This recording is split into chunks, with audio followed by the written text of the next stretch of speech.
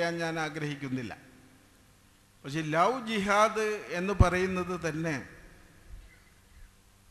അതൊരു ആര് പടച്ചുവിട്ട ഒരു സംവാദമാണ്, ഒരു തർക്കമാണ്, ഒരു വാദമാണ് എന്ന് നമുക്കാർക്കും പിടികിട്ടുന്നില്ല. പക്ഷെ അതിലേക്ക് ഈ സമൂഹത്തെ ചിന്തിപ്പിച്ച അല്ലെങ്കിൽ അങ്ങനെ ഒരു വാദം കേൾക്കുമ്പോൾ അതിലെന്തോ കാര്യമുണ്ട്, പന്തികേടുണ്ട് എന്ന് സംശയിക്കുന്ന സമൂഹത്തെ കുറ്റപ്പെടുത്തിയിട്ട് കാര്യമില്ല.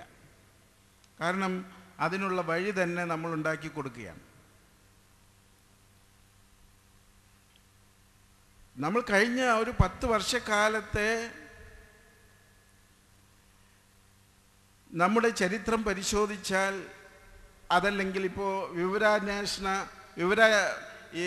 റൈറ്റ് ടു ഇൻഫർമേഷൻ്റെ വിവരം നമുക്ക് കിട്ടാനുള്ള ലഭ്യത വളരെ കൂടിയിരിക്കുന്ന ഒരു റൈറ്റ് ടു ഇൻഫർമേഷൻ അനുസരിച്ച് നമ്മളൊരു 10 രൂപ ഫീസ് അടച്ചാൽ വിവരങ്ങൾ കിട്ടും.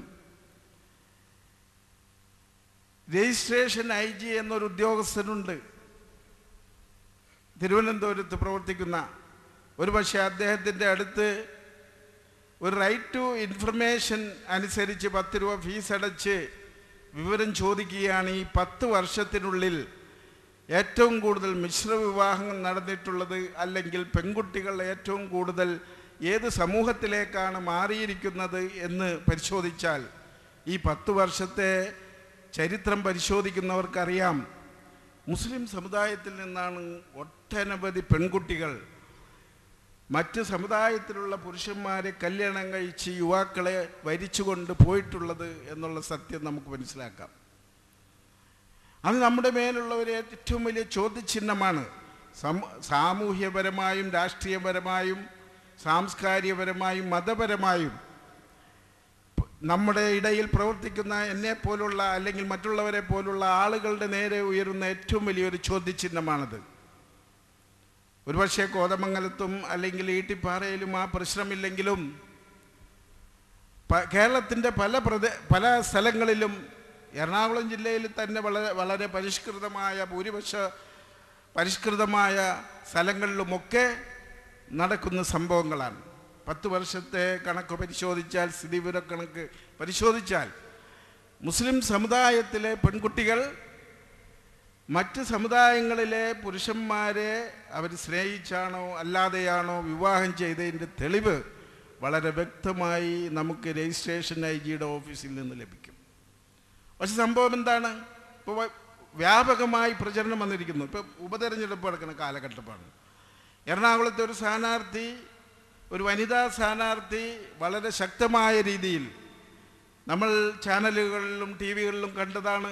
ലവ് ജിഹാദിനെ പറ്റി ശക്തമായി വലിയ വാദം ഉന്നയിച്ചുകൊണ്ട് വാഗ്ധോരണിയിലൂടെ മുസ്ലിം സമൂഹത്തെ, ഇസ്ലാം മതത്തെ തന്നെ വിമർശിക്കുന്നു.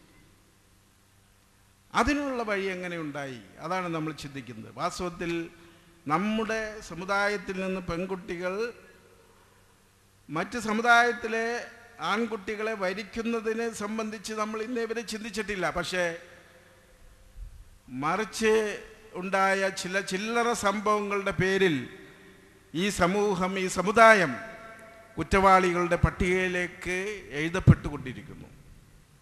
അപ്പോൾ നമ്മൾ സമുദായത്തിൽ ഐക്യമുണ്ടാക്കുന്നതിന് മഹല്ലടിസ്ഥാനത്തിൽ തന്നെ നമ്മളുടെ ശ്രദ്ധയും ശ്രമവും അനിവാര്യമാണ്. മഹല്ലിലാണെങ്കിൽ ഇതൊക്കെ നിയന്ത്രിക്കാൻ സാധിക്കും.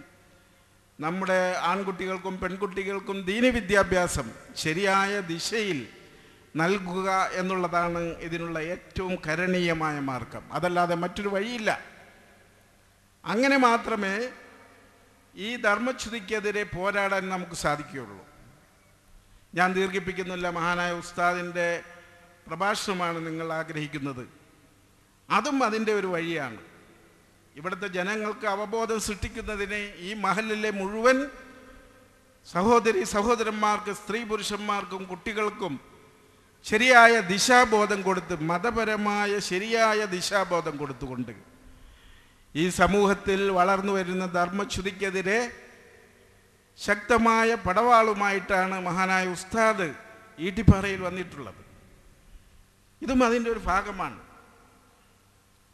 ഇത് ഇന്നത്തേത് കൊണ്ടോ അല്ലെങ്കിൽ വരുന്ന ഒന്നോ രണ്ടോ സംഭവങ്ങൾ കൊണ്ടോ വേദികൾ കൊണ്ടോ അവസാനിപ്പിക്കാതെ നിരന്തരമായി മതപരമായ രംഗത്ത് മതവിദ്യാഭ്യാസം ശരിക്ക് കൊടുക്കുന്നതിനും അടിക്കടി ഉണ്ടാവുന്ന പുസ്തകങ്ങളും മറ്റുള്ള കാര്യങ്ങളുമൊക്കെ പലപ്പോഴും നമ്മൾ മാറ്റിമറിക്കലുകൾക്ക് വിധേയമാകാറുണ്ട്. പലപ്പോഴും അടിക്കടി നമ്മൾ പറയും നോളജ് അപ്ഗ്രഡേഷൻ എന്ന് പറഞ്ഞാൽ എല്ലാത്തിലും ബാധകമാണ്. അതിന് ഏറ്റവും അനിവാര്യമായത് മഹാന്മാരായ പണ്ഡിതന്മാരുടെ പ്രഭാഷണങ്ങളാണ്.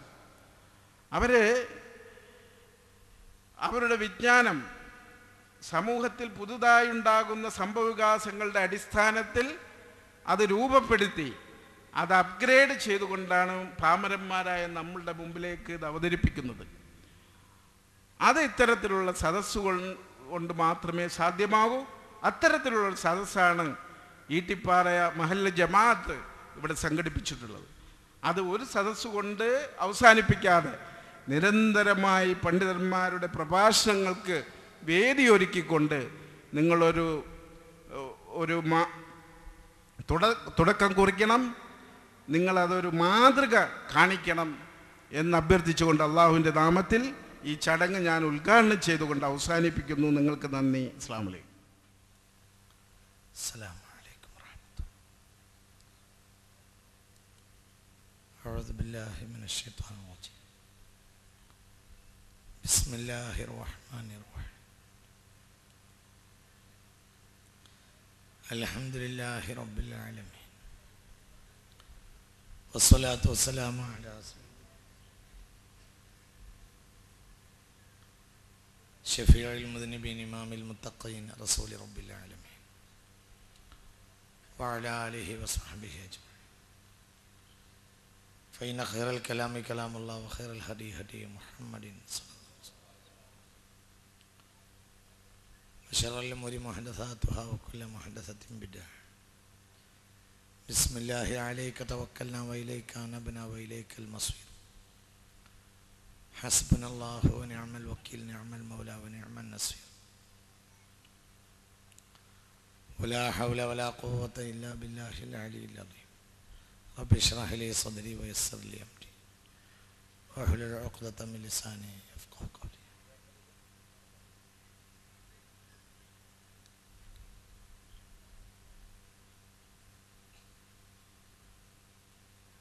ബഹുമാനപ്പെട്ട ഈ സദസ്സിൻ്റെ ബഹുമാനപ്പെട്ട ഉദ്ഘാടകൻ